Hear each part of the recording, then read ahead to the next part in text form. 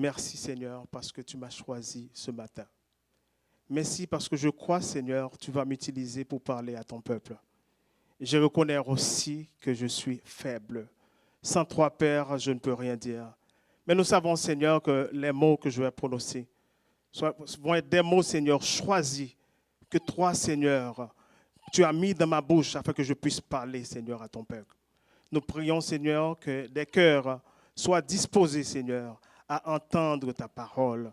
Nous prions, Seigneur, que ce lieu, Seigneur, soit prêt, Seigneur, que chaque cœur soit prêt, Seigneur, à recevoir, Seigneur, ta parole.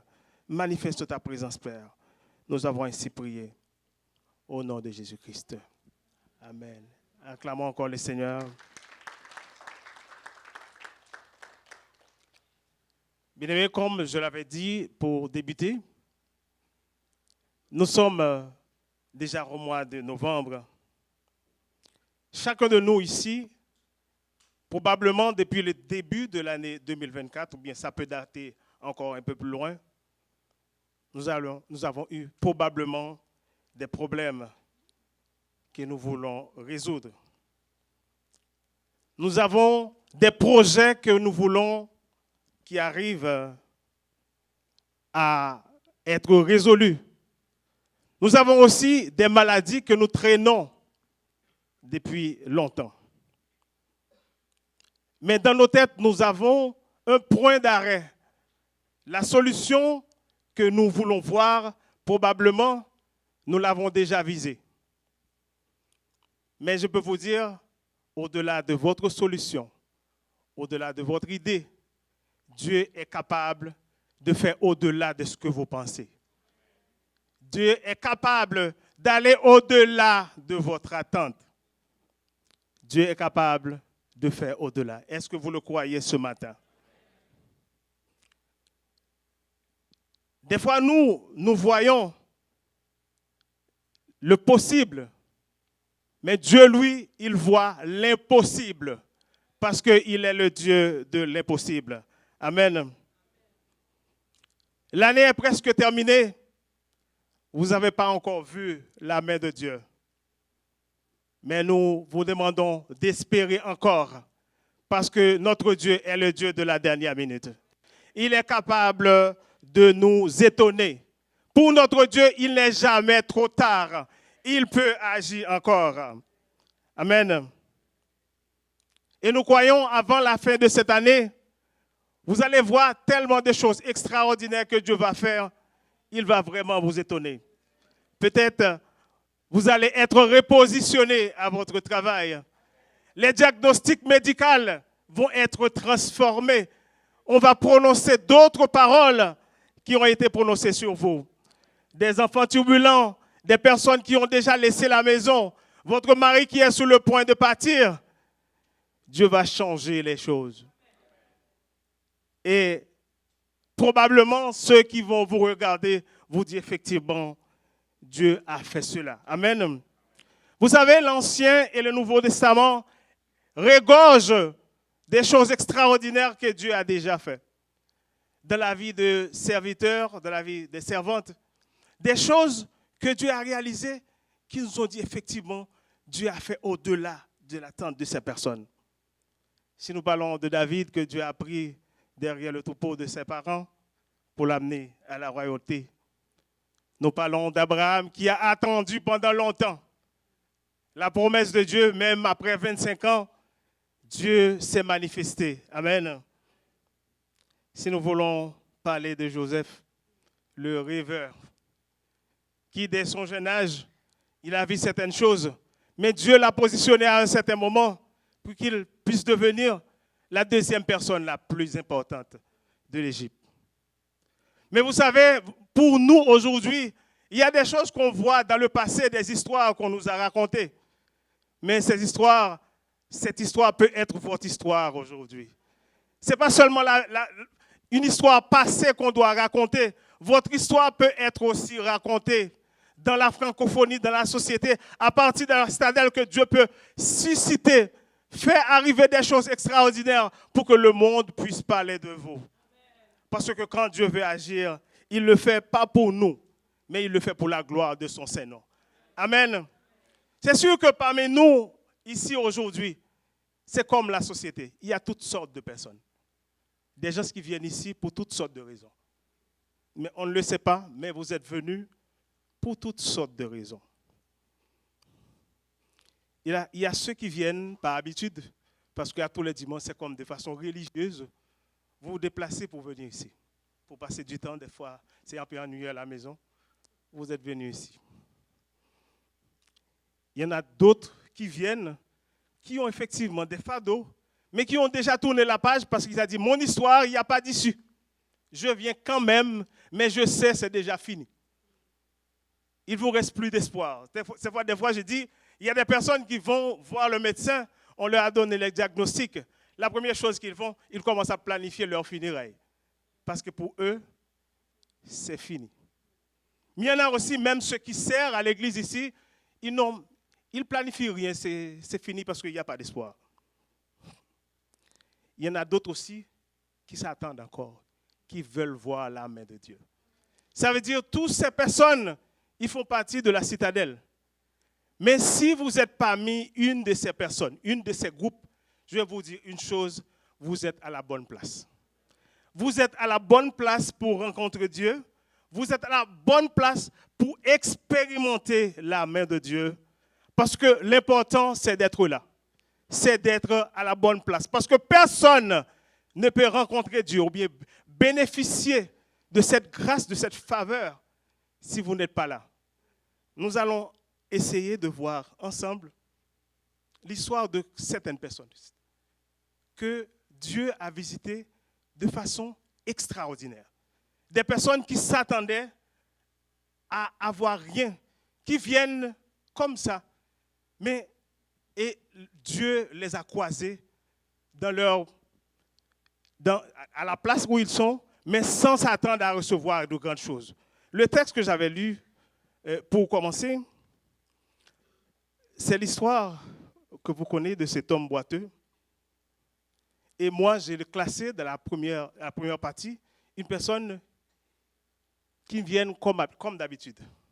Cet homme, l'histoire, la Bible rapporte, il avait l'âge approximativement de 40 ans. Il était boiteux de naissance et chaque fois, il venait dans la salle. Il était toujours là, on l'amenait. Ça veut dire que c'était la routine, on l'amenait. Quand il arrivait sur place, en sollicitant, il s'attendait quand même à recevoir certaines choses. Je ne sais pas si vous êtes comme moi. Moi, j'habite un petit peu dans le nord. Quand je passe sur P9, j'ai vu certaines personnes qui m'ont dit, ils attendent que la ligne arrête, il fait le tour. Il ne sollicite personne. Il fait le tour. Si vous décidez de leur donner quelque chose, tu donnes. Si tu ne veux pas donner aussi, tu ne donnes pas. Mais à tous les jours, ces personnes viennent. Mais vous savez, avec le temps, ils vont quand même recevoir quelque chose. Mais si probablement des fois il arrive, une personne décide de donner un 50. $50, moi j'attendais à avoir $1. Je m'attendais à avoir $2. Mais de temps en temps, ces personnes reçoivent de façon momentanée quelque chose, mais qui leur fait du bien quand même. Amen. L'homme boiteux, c'était comme ça. Il était toujours là. Il venait sans attendre à avoir quelque chose d'extraordinaire. Mais probablement, Pierre et Jean ont l'habitude de rentrer. Mais tout à coup, un jour qui était un rendez-vous divin, que Dieu voulait faire quelque chose d'extraordinaire, et cet homme-là a croisé Pierre et Jean. Il s'attendait, comme toujours, à recevoir quelque chose d'ordinaire. Mais c'est sûr que quand Pierre et Jean leur a dit de regarder moi dans les yeux, effectivement, ils s'attendaient à recevoir de l'argent. Mais étonnamment, il dit non, je n'ai rien à vous donner. Je n'ai pas d'argent. Mais au nom de Jésus, lève-toi et marche. Au nom de Jésus, lève-toi et marche. Mais vous savez ce qui m'a interpellé dans ce texte? Cet homme, il voulait avoir de l'argent. Mais Pierre a dit, je n'ai rien à vous donner. Au nom de Jésus, lève-toi et marche. Il a fait un geste. Il lui a pris par la main. Lève-toi et marche. La première des choses, on voit l'obéissance de cet homme qui s'attendait à recevoir de l'argent, mais il a collaboré. Il a collaboré à Pierre et Jean pour pouvoir recevoir ce que Dieu avait à faire avec lui. La bénédiction que Dieu voulait lui donner, ça prenait sa collaboration. Qu'il se lève, qu'il accepte aussi de marcher. Ça veut dire que tu ne peux rien recevoir si tu ne veux pas collaborer. Si tu acceptes de marcher, d'écouter, d'obéir, de prendre une décision. Effectivement, l'homme s'est levé, il s'est mis à danser dans la salle. Ce matin, j'ai pris que quelqu'un dans la salle, comme Pierre a dit, pour que vous puissiez s'élever, pour que l'amour de Dieu puisse être manifesté dans votre vie. Si vous avez un handicap quelconque, je prie que la main de Dieu vous touche là où vous êtes. Et je crois dans ce lieu, Dieu veut toucher quelqu'un ce matin. Dieu a quelqu'un qu'il veut guérir ce matin. Il y a la gloire de Dieu qui se manifeste en ce lieu. Que quelqu'un reçoive la guérison ce matin. Que quelqu'un qui est malade reçoive la guérison ce matin. Que quelqu'un qui a la tête courbée puisse être relevé ce matin. Que quelqu'un qui se questionne sur son avenir puisse saisir la main de Dieu ce matin. La guérison se promène dans ce lieu. L'amour de Dieu se promène dans ce lieu, il veut toucher quelqu'un. Vous savez, cet homme, il était là. Il n'attendait pas à recevoir grand-chose, comme quelqu'un qui est là ce matin. Vous êtes venu comme ça. Vous ne vous attendez pas à recevoir quelque chose, mais la main de Dieu vous touche. La main de Dieu veut vous toucher ce matin. Je vous demande aussi, vous ne devez pas vous disqualifier, disant que je ne suis pas digne de recevoir ce que Dieu veut donner. La guérison, la restauration, je ne le mérite pas. Ne vous disqualifiez pas. Vous savez que cet homme qui venait pour mendier, qu'est-ce qu'il avait comme mérite? Il n'avait pas de mérite. Mais c'est seulement la main de Dieu. C'est Dieu seulement qui voulait aller beaucoup plus loin avec lui. C'est sûr que parmi nous, ici, comme je l'avais dit tantôt, vous avez toujours besoin d'une unité de foi. Peut-être le fait que cette personne s'était présentée seulement, il y avait la foi, même tout petit, comme une graine de montagne, sachant que Dieu est capable de faire quelque chose. Le fait que vous soyez là ce matin, la main de Dieu va vous toucher. Vous vous êtes présenté sans attente, mais la main de Dieu va vous toucher. Il va vous transformer. Amen. Vous savez, quand on parle des choses extraordinaires, ou bien voir Dieu faire des choses dans la vie de quelqu'un, transformer la vie de quelqu'un, j'ai une histoire à vous partager. Pas une histoire, mais c'est un fait vrai. Ça fait presque 7-8 ans que ma famille a eu à passer par un moment très difficile. Peut-être quelqu'un parmi vous est au courant de cette histoire que je ne veux pas recommencer. Mais pendant un temps très court que Dieu nous a relevés. Mais je vous dis, l'événement, c'était un événement qui était un petit peu, qui était répandu un peu partout. Beaucoup de personnes ont été touchées par ça et beaucoup de personnes ont eu à nous aider. Mais ce que je dis, que Dieu nous a relevés. 3-4 ans après, alors que je devrais partir travailler, j'ai demandé à ma femme de Yannick, qui est là avec moi, est-ce que, je ne sais pas si vous connaissez, est-ce qu'on peut dire merci?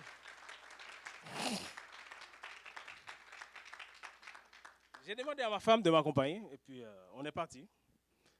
Quand je suis arrivé sur place, elle est restée dans l'auto.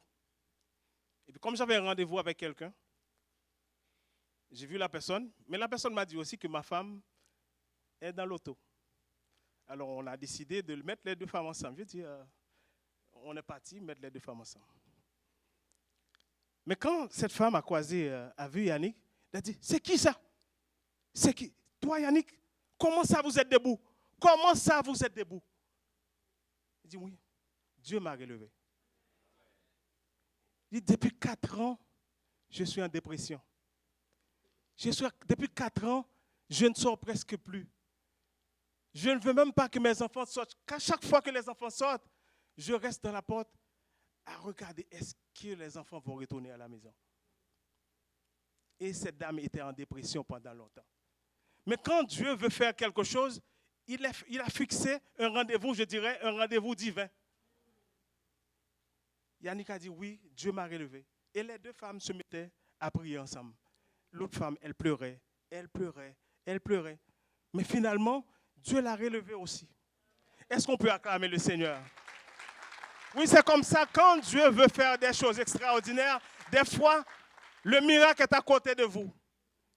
Mais vous ne le voyez pas. Vous pouvez considérer, c'est la routine, c'est la même chose qui se répète, mais Dieu veut faire quelque chose d'extraordinaire avec vous.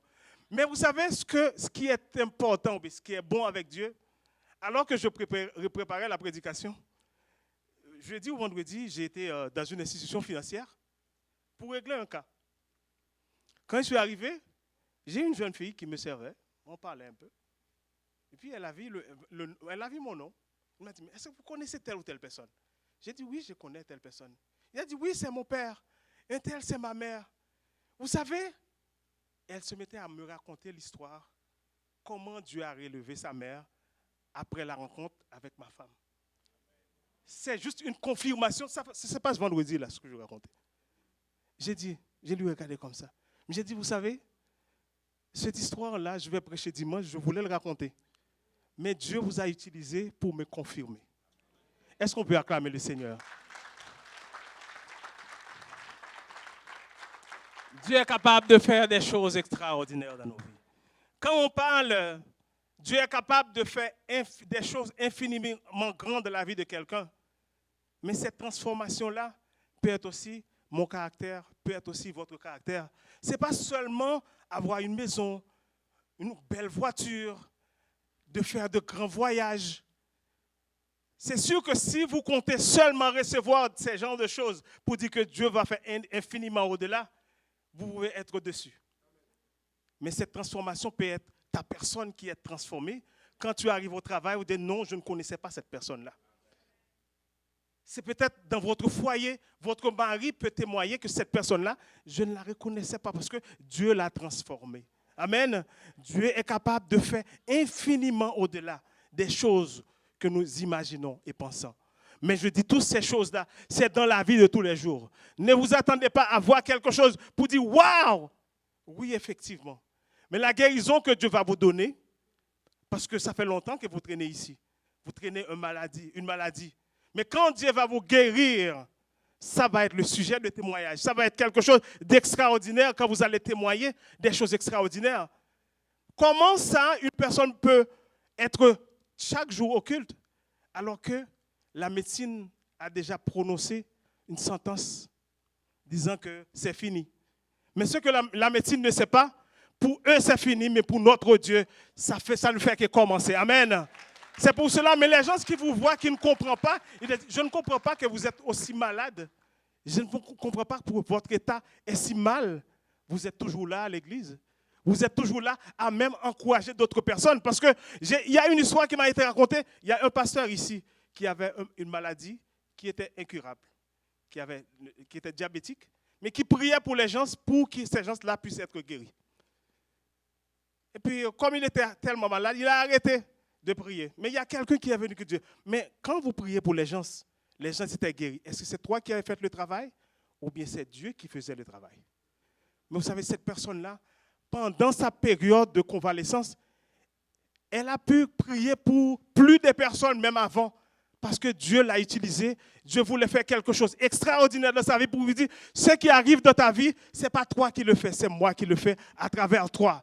Alors, levez-vous, même dans des circonstances difficiles, des moments que vous ne comprenez pas, mais faire confiance à Dieu. Reste dans sa présence. Il va vous utiliser et nous croyons que la gloire de Dieu va se manifester. Est-ce qu'on peut acclamer le Seigneur?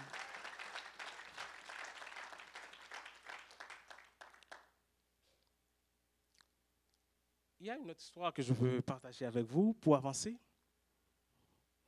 Vous savez, cette histoire de la dame Tsunamite qui était malade. Cette dame était là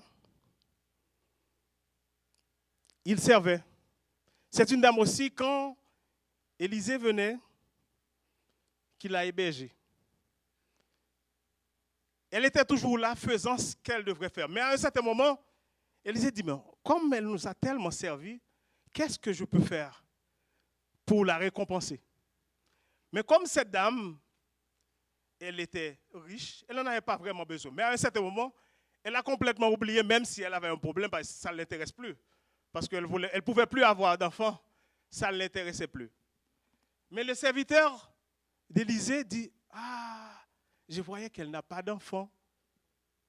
Mais même la personne, elle a tellement oublié. C'est-à-dire, le projet qu'elle avait, elle a tellement oublié. C'est comme, on lui a demandé, qu'est-ce que je peux faire pour vous? Elle a dit, non, je n'ai besoin de rien. Combien de fois on est là, on sert le Seigneur, ça veut dire on tourne déjà la page. Mais Élie lui a dit, l'année prochaine, à la même date, tu vas embrasser un enfant. Amen. Vous savez, des fois, quand Dieu veut aller plus loin avec nous, il ne demande pas notre avis. Parce que des fois, le projet, on l'a déjà enterré. Pour nous, c'est fini. Mais Dieu est tellement miséricordieux et compatissant, il va faire toujours au-delà. Amen. Il va faire toujours au-delà de notre attente. Est-ce qu'il a fait avec cette dame-là? Comme j'avais dit, cette dame, la notion de foi qu'on parle n'était même pas là parce que ça l'intéresse, ça ne l'avait même pas intéressé. La foi n'était même pas là.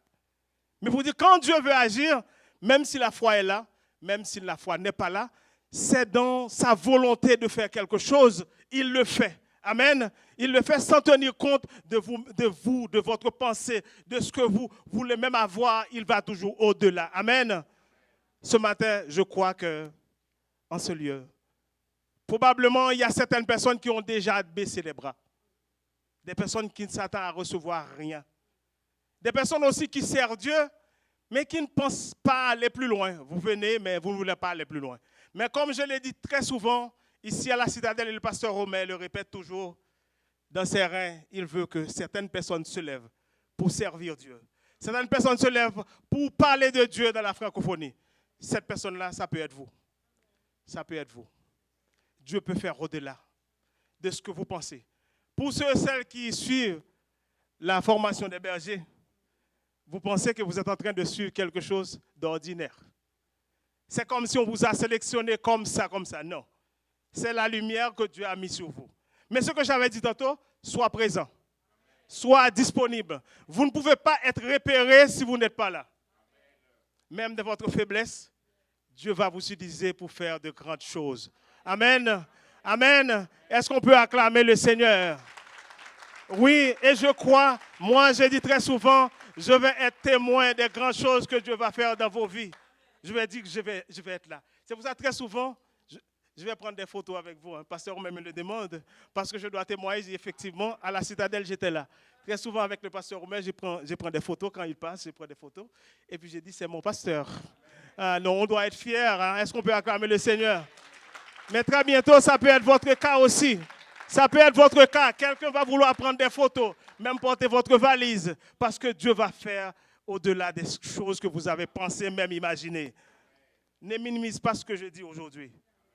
C'est quelque chose d'extraordinaire. Parce que le lépreux, la dame, cette dame qui n'avait plus d'enfants, elle ne pensait pas qu'une parole seulement pouvait changer l'histoire de sa vie. C'est comme ça on lui parlait, ça dit, c'est une parole. Quand le pasteur Romain lance des paroles comme ça, il lance des paroles de guérison, des paroles de bénédiction, saisis la parole. Saisis la parole, parce qu'une parole que vous ne saisissez pas ne peut pas avoir action dans votre vie. Amen. Juste une petite, moi j'aime prêcher avec des petites illustrations. Ça fait, au début de l'année, il y a une famille qu'on accompagne, une jeune famille, c'est Kintia qui les a amenés chez nous, comme elle fait très souvent. Amener des personnes à la maison. Mais c'est une jeune couple que moi et Yannick, on a accompagné dans le mariage, ça fait près de 7 ans. Mais on voyait, à chaque année, ils viennent chez nous, on ne voit pas d'enfants avec eux. Mais vous savez, en tant que parents, ce n'est pas tellement facile d'aborder les jeunes comme ça des fois. C'est peut-être leur choix. On a dit c'est peut-être leur choix. Ils ne veulent pas avoir d'enfants. Mais la dernière fois qu'ils passent à la maison, j'avais la certitude que je devrais leur parler de ça. Ma femme aussi avait la même certitude qu'on devrait leur parler de l'histoire. Et finalement, c'est eux-mêmes, on était à table ensemble, ils ont décidé d'aborder l'histoire. Vous nous racontez, non papa, si on n'a pas d'enfant, c'est parce que ça fait longtemps qu'on essaye, ça ne marche pas. Ma femme n'était pas là, elle rentre, en rentrant à la porte, elle lui dit, attends-moi, vous êtes là? Elle a pris le sujet, le même sujet, qu'on prenait sur la table sans savoir qu'on était sur le sujet. Avant de laisser partir les jeunes, on les rassoit au salon. La même parole que l'ange avait prononcée pour Sarah. Ce qu'on leur a dit, l'année prochaine, à la même heure, pas la même heure, la même période que vous allez retourner à la maison, vous allez venir avec un enfant. Bon, c'est une parole comme ça. Très souvent, on les prononce. Des fois, même nous, les pasteurs, on n'a pas trop de conviction dans ce qu'on dit. Mais c'est une parole. Vous savez, 5 ou 6 mois après, j'étais ici au culte via Mercredi sans limite. J'ai reçu 2 ou 3 appels sur mon téléphone. Bon, comme j'étais dans le culte, je n'ai pas répondu. On arrive à la maison, il dit, papa, je veux te parler. Et puis elle dit, mais quand je vais vous parler, maman Yannick doit être là en même temps. Et puis on était en train de parler sur vidéo. Elle ne fait qu'à m'envoyer des vidéos, des photos. C'est un fœtus que Dieu leur a donné. Est-ce qu'on peut acclamer le Seigneur? Ça vous dit, quand Dieu veut faire des choses extraordinaires dans votre vie, ne minimise pas une parole, ne minimise pas, ça veut dire la prophétie ou bien une parole de connaissance qui a été prononcée sur vous. Je vais avancer, juste pour, je vais finir très bientôt, mais je vais prendre aussi l'histoire de Elkana et sa femme. Vous connaissez très bien l'histoire. C'est une femme, l'histoire on peut le trouver dans 1 Samuel, chapitre 1er, de cette femme qui pleurait pour avoir un enfant pendant longtemps. Mais ça, la femme, puisque son mari avait 2 femmes, l'autre femme l'a motivé chaque jour. Ça veut dire le fait qu'elle n'a pas pu avoir d'enfant. Elle pleurait tout le temps, mais elle était là, toujours là, au temple. Un jour, alors qu'elle était là, elle a fait une prière, disant à Dieu, si vous me donnez un enfant, je vais le mettre à ton service. Amen. Mais vous savez, cette prière-là, cette prière d'échange que cette dame a fait à Dieu, a porté fruit. Sa foi a porté fruit. Mais ce que je veux surtout vous dire, elle n'a pas eu seulement l'enfant. Mais après l'enfant, Dieu a été au-delà de son attente en lui donnant beaucoup d'autres enfants. Amen. Pour vous dire que Dieu est toujours capable de faire au-delà de notre attente. Alors, pour ceux et celles qui sont encore en attente, pour ceux et celles qui souffrent, ne baisse pas les bras.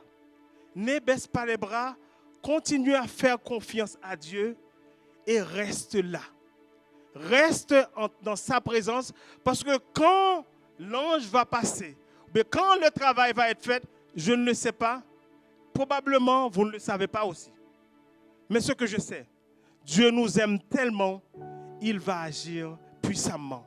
Parce que ce que Dieu va faire dans votre vie, il le fait juste pour que sa gloire puisse être manifestée. Il le fait pour que le monde puisse savoir effectivement il y a un Dieu grand, un Dieu fidèle, capable de faire des choses extraordinaires. Je n'ai pas à mesurer votre niveau de foi, mais ce que je vous demande, avoir la foi que Dieu est capable de faire. Amen. La deuxième chose que je vous demande, c'est d'être présent. Toujours présent dans la présence de Dieu. De la présence de Dieu, il a la transformation. De la présence de Dieu, il a la guérison. De la présence de Dieu, il a l'élévation. Tout ce que nous voulons avoir est toujours là, disponible dans la présence de Dieu. La dernière des choses que je vous demande. Quand le temps dure, quand vous attendez pendant longtemps, il y a une chose à faire. Glorifiez votre Dieu. rendre des actions de grâce à Dieu parce que on sait déjà, nous savons pertinemment, il va faire quelque chose. Quand ça va arriver, on ne le sait pas. Mais on le fait confiance, on reste en adoration, on rend toujours des actions de grâce. On dit merci à Dieu parce que je sais que tu vas le faire. Je sais que tu vas le faire. Je sais que tu vas me relever. Je sais que tu vas me guérir. Je sais que tu vas me transformer. Parce que nous l'avons déjà vu à l'œuvre. Nous avons déjà vu tellement de grandes choses que Dieu a fait. Et il va continuer à le faire. Bien-aimés, alors que l'année s'achève, je vous encourage à garder votre regard fixé sur notre Dieu. Parce qu'il est capable de faire de grandes choses. Et il va faire encore de grandes choses. Est-ce qu'on peut acclamer le Seigneur?